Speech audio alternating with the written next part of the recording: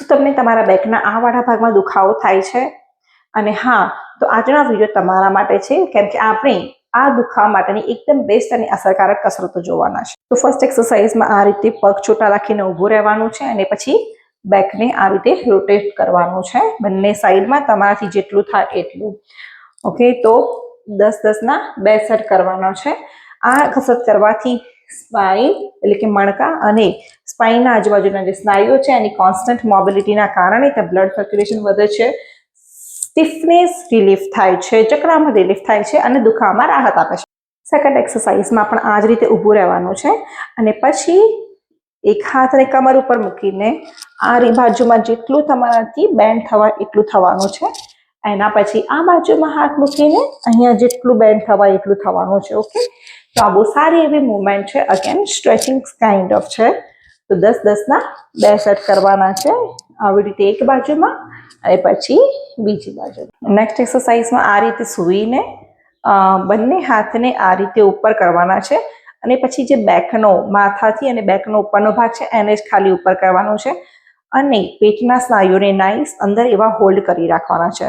તો આ રીતે 1 2 3 4. ઓકે, આ સારી એવી એબ્ડોમિનલ સ્ટ્રેન્થનિંગ એક્સરસાઇઝ છે, પણ એ અહીંયા બેકના સ્નાયુની પણ છે, તો બહુ તમને હેલ્પફુલ થશે. જેમ કે દુખાવો જમણી બાજુના ભાગમાં છે બેકના, તો ડાબા પગને આ રીતે ક્રોસ કરીને આવી રીતે ડાબી બાજુમાં જ બેન્ડ થવાનું છે, ટર્ન થવાનું છે જેટલું થવાય એટલું, અને આ પોઝિશનને 5 સેકન્ડ સુધી હોલ્ડ કરવાની છે. પછી જમણા પગને ડાબા પગ ઉપર ક્રોસ કરો અને જમણા પગ બાજુમાં આવી રીતે ટર્ન થવાનું છે, જેટલું થવાય એટલું ટર્ન થવાનું, 5 સેકન્ડ સુધી હોલ્ડ કરવાનું અને આ એક્સરસાઇઝ 5 થી 10 વખત કરી શકો છો. આનાથી બહુ સારું એવું સ્ટ્રેચિંગ થશે તમારા બેકમાં, જેથી જે સ્પાઝમ છે, ટાઇટનેસ છે એ રિલીફ થશે અને દુખાવામાં પણ રાહત આપશે. હવે પછીની એક્સરસાઇઝ છે જે આપણે ઊંધા સૂઈને કરવાનું છે. તો આ રીતે તમારા એલ્બો પર સૂઈને આ કસરત કરવાની છે. એલ્બો એકદમ એટલે તમારી કોણી જે છે એ ખભાની નીચે હોવી જોઈએ અને પછી માથાથી એકદમ ઉપર જોવાનું છે અને 5 સેકન્ડ સુધી હોલ્ડ કરવાનું છે.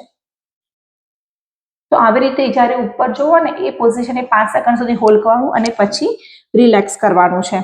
તો આ રીતે તમારે 5 થી 10 વખત કરવાનું છે, જે બેક પેઇન માટે, અપર બેક પેઇન માટે, બેક પેઇનના સાઈડવાળા ભાગના દુખાવા માટે બહુ જ હેલ્પફુલ છે. તો 5 સેકન્ડ સુધી હોલ્ડ કરવાનું છે અને 10 વખત તમારે કસરત કરવાની છે. તો આ રીતે અને પછી રિલેક્સ. તો આ બહુ સારી એવી હેલ્પફુલ એક્સરસાઇઝ.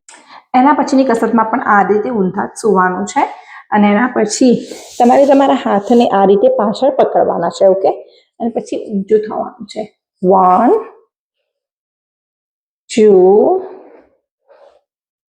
3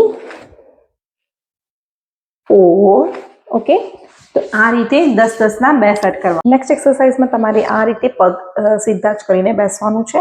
હાથને આ રીતે પકડો, બેક પણ સ્ટ્રેટ, અને પછી અપર બેકથી બંને બાજુમાં તમારે જેટલું ટર્ન થવાય એટલું થવાનું છે. ઓકે, તો આ રીતે. તો આમાં શું થશે, તમારી લોઅર બેક સ્ટેબલ રહેશે બિકોઝ તમે નીચે બેસેલા છો, તો અને ખાલી ઉપરના બેકની જ મુવમેન્ટ થશે. રાઈટ, તમે હાથ આ રીતે સીધા પકડ્યા છે તો એ વાળા મસલ્સ પણ જ્યારે ટર્ન થાવ ત્યારે ખેંચાય છે.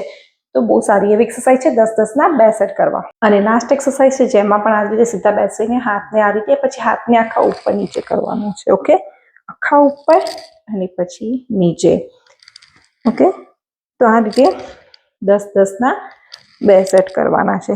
તમને થતું હશે કે આ તો શોલ્ડર મુવમેન્ટ છે, ખભાની છે, પણ ના, જે આ સ્કેપ્યુલા છે મસલ જે છે, સ્કેપ્યુલા બોન જે છે એના મુવમેન્ટના કારણે બેકના સ્નાયુઓ પણ ખેંચાય છે, એની મુવમેન્ટ થાય છે. તો બહુ જ હેલ્પફુલ એક્સરસાઇઝ. તો આ છે બેસ્ટ એવી એક્સરસાઇઝ જે તમે ઘરે જ રહીને કરી શકો છો, કોઈ પણ સાધનો વગર, અને એકદમ ઇફેક્ટિવ છે, અસરકારક છે, જે તમને તમારા બેકના આ વાળા સાઈડવાળા ભાગના દુખાવામાં રાહત આપશે.